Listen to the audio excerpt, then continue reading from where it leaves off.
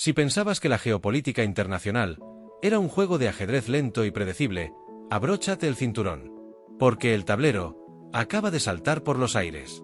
Las ondas expansivas de este conflicto no solo están sacudiendo el desierto de Oriente Próximo, sino que han llegado directamente hasta las costas de Cádiz y Sevilla. Y lo que comenzó a finales de febrero, como una ofensiva militar de la coalición formada por Estados Unidos e Israel sobre territorio soberano de Irán, se ha transformado en menos de una semana en una crisis a escala global. Una crisis que ha fracturado los cimientos de la OTAN y ha puesto a España en la diana directa del despacho oval.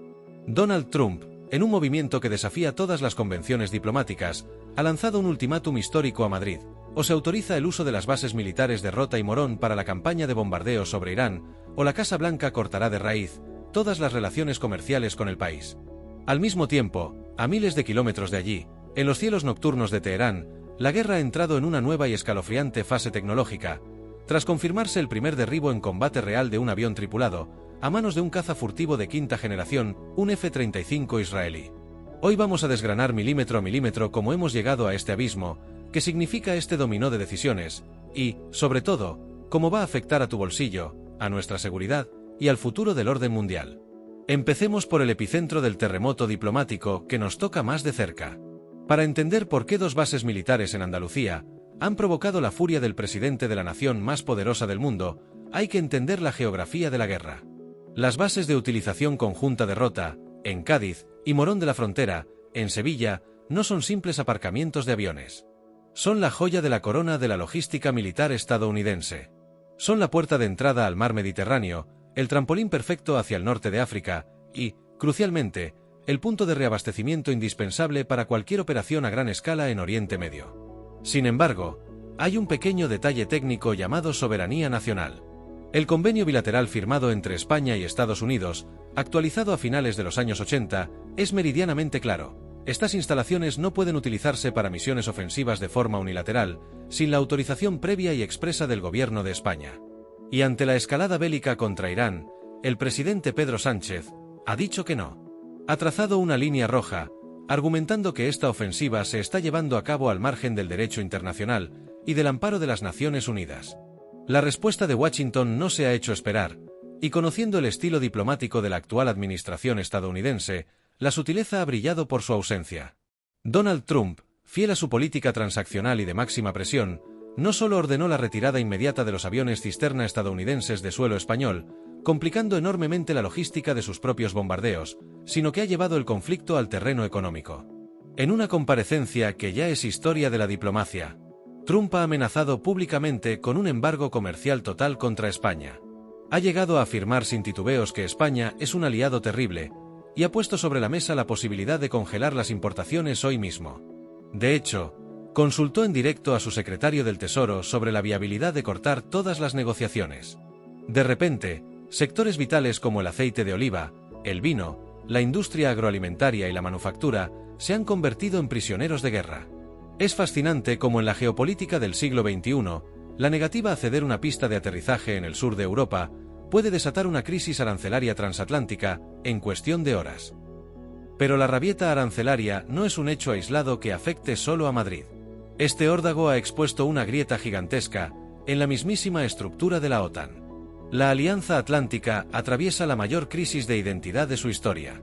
Por un lado, tenemos a Washington exigiendo lealtad ciega y recordando que el paraguas de seguridad estadounidense exige subordinación y un incremento drástico en el gasto de defensa, presionando para que los socios europeos alcancen un 3,5% de su Producto Interior Bruto. Por otro lado, Europa observa atónita cómo se ignora su soberanía. Bruselas ha tenido que salir al paso de forma urgente. La presidenta de la Comisión Europea ha expresado su solidaridad con España, recordando a la Casa Blanca que el mercado europeo es único y que un embargo a un Estado miembro es, a efectos legales y prácticos, una declaración de guerra comercial a toda la Unión Europea. Mientras tanto, vemos a líderes europeos intentando hacer malabares diplomáticos para apagar el incendio, mientras el primer ministro británico también recibe críticas de Washington por no aplaudir lo suficientemente fuerte los bombardeos. La OTAN, que fue diseñada para proteger a Occidente de amenazas soviéticas, parece ahora mismo una comunidad de vecinos disfuncional, donde el presidente del bloque exige las llaves de tu casa para irse de cacería y te amenaza con cortarte la luz si te niegas.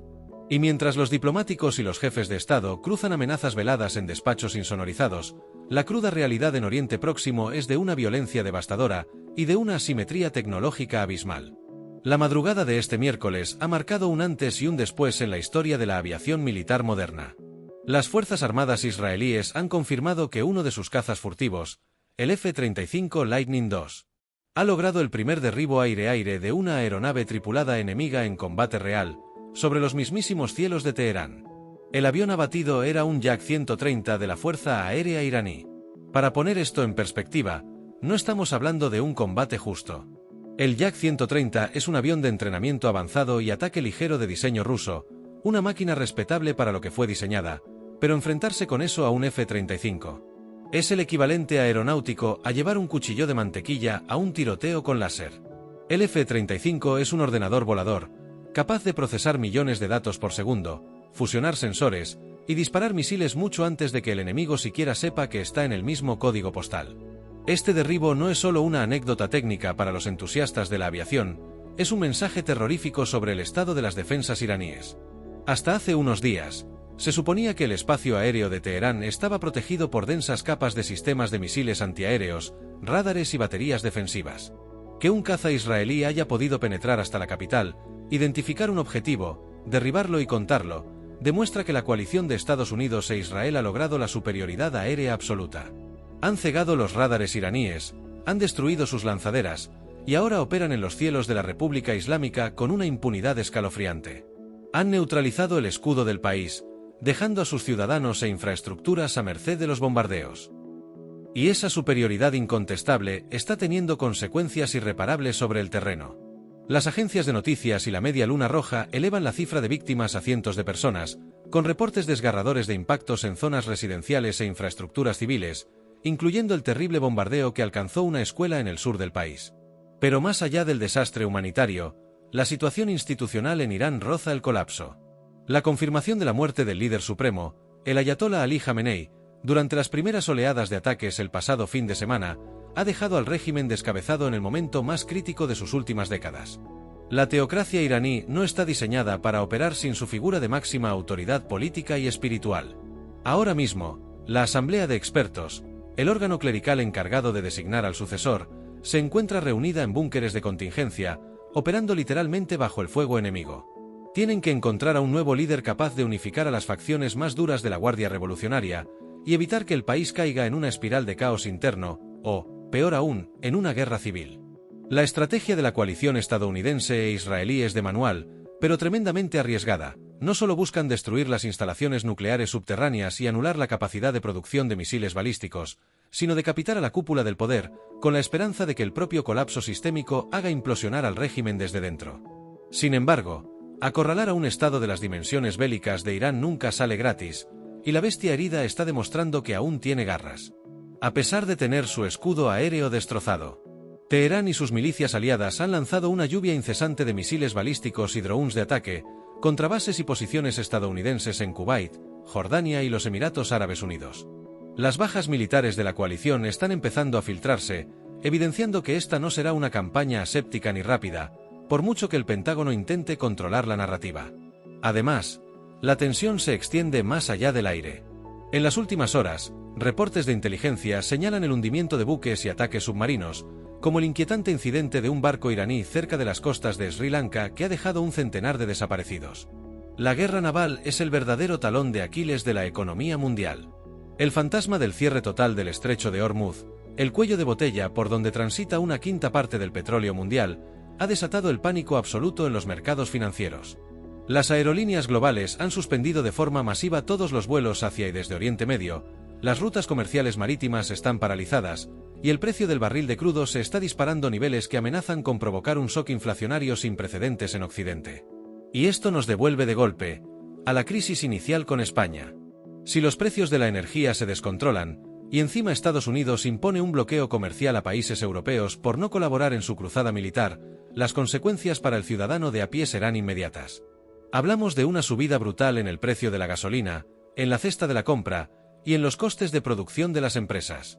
Lo que estamos presenciando en este convulso marzo de 2026 no es simplemente una operación militar quirúrgica en el Golfo Pérsico, es una reconfiguración violenta traumática e impredecible del tablero geopolítico mundial. La audaz negativa española a participar activamente ha servido para revelar que la hegemonía indiscutible de Washington ya no genera una sumisión automática en todos los rincones de Europa. Nos recuerda que los pactos bilaterales y la soberanía de los estados aún tienen peso, incluso frente a las amenazas de la mayor superpotencia. Pero, al mismo tiempo, el poderío destructivo desencadenado por los cazas sobre las ruinas de las defensas iraníes es un recordatorio gélido de la supremacía militar inalcanzable de Estados Unidos y sus aliados más cercanos. Estamos adentrándonos en semanas absolutamente críticas para el futuro a corto y medio plazo de la humanidad. Las preguntas se amontonan sobre la mesa y las respuestas podrían reescribir los libros de historia. ¿Llegará Donald Trump a cumplir su devastadora amenaza de hundir la economía de un país aliado como España a base de aranceles y bloqueos comerciales? ¿Logrará el régimen de los ayatolás sobrevivir al vacío de poder dejado por su líder espiritual y a los bombardeos implacables, o seremos testigos de la caída de una de las teocracias más férreas del planeta?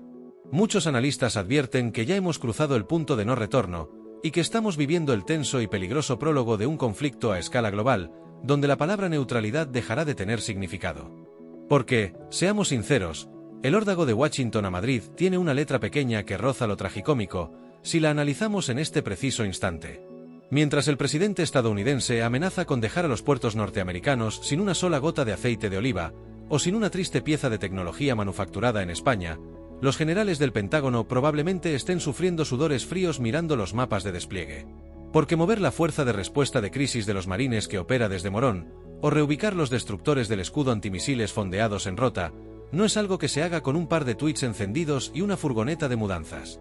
Hablamos de décadas de infraestructura militar multimillonaria incrustada milimétricamente en el sur de Europa. Quizás en el despacho Oval creen que la logística militar naval en el Mediterráneo se puede reubicar en un fin de semana alquilando un puerto en el norte de África, pero la realidad es que forzar la maquinaria atlántica para castigar a España es, estratégicamente hablando, como pegarse un tiro en el pie para intentar matar a un mosquito. Un mosquito soberano, eso sí. Y mientras en los ministerios de Economía de Bruselas y Madrid las calculadoras echan humo estimando el coste de esta rabieta arancelaria transatlántica, volvamos por un momento la mirada a la cruda realidad de esos cielos sobre Teherán hoy mismo. Porque el detalle técnico de ese derribo aéreo merece una pausa dramática. Mandar un avión de entrenamiento avanzado, que en la práctica es una academia de vuelo con alas, a interceptar la máquina de guerra electrónica más letal jamás creada por el ser humano, nos dice exactamente en qué nivel de desesperación absoluta se encuentra ahora mismo la cúpula de la Guardia Revolucionaria. Es el equivalente a intentar detener un tren de alta velocidad, lanzándole un patinete eléctrico. El piloto del F-35 probablemente tardó más tiempo en confirmar con sus superiores que lo que tenía en el radar no era un error informático del sistema, que en fijar el blanco. Esta asimetría, casi absurda, es la prueba palpable de que la doctrina defensiva de Irán, basada en décadas de exhibiciones de fuerza, retórica encendida y desfiles militares, se ha derretido como un azucarillo en las primeras horas de combate real. Pero no nos engañemos pensando que esta superioridad tecnológica garantiza una victoria limpia y aséptica. Al contrario. Precisamente porque Irán sabe que no puede ganar la guerra en el aire, está apostando los restos de su arsenal a la guerra del caos. En este exacto minuto, las terminales petroleras del Golfo Pérsico operan bajo un nivel de alerta máxima que los analistas veteranos no veían desde la guerra de los petróleros en los años 80. Las primas de los seguros marítimos para cualquier carguero que ose acercarse a las rutas del crudo han multiplicado su precio por 10 solo durante esta mañana.